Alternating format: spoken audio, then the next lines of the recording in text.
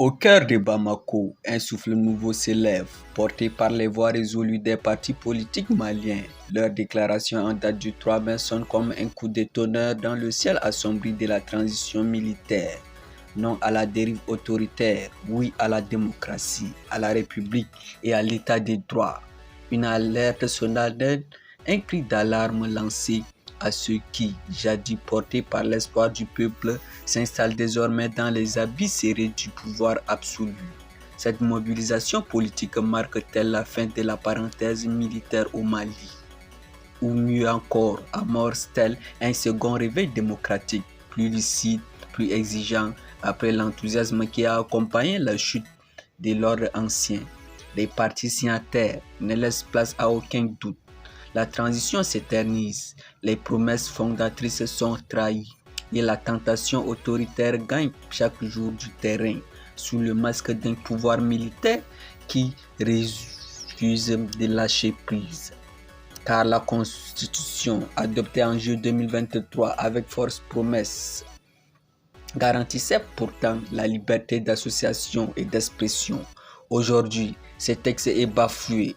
Les autorités de transition organisent des concertations sans pluralisme, brandissent des menaces de dissolution contre les partis politiques et cherchent à instaurer un suffrage censitaire.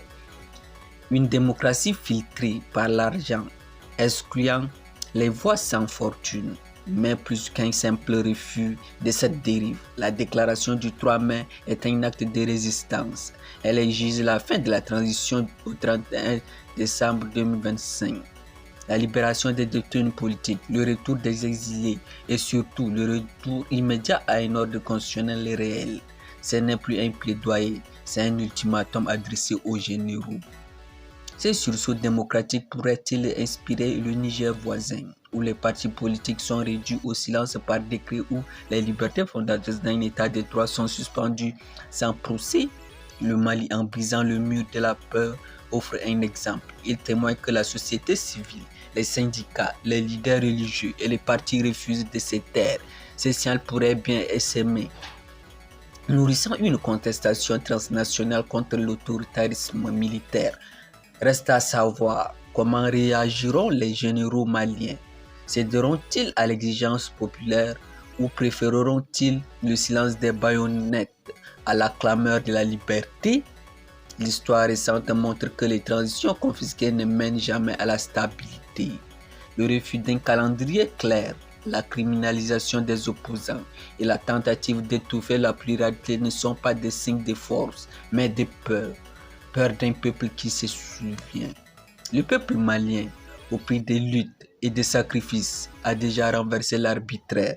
Il peut une nouvelle fois reprendre la main, car la démocratie, même vacillante, n'est jamais morte tant qu'il reste des voix pour la défendre. La bataille pour l'état de droit est engagée et elle se gagnera ni dans les casernes ni dans les salons du pouvoir, mais dans la rue, dans les esprits, dans le courage de ceux qui, comme les signataires de cette déclaration, refusent de se résigner. Le Mali peut redevenir un phare, encore faut-il que la lumière ne soit pas étouffée.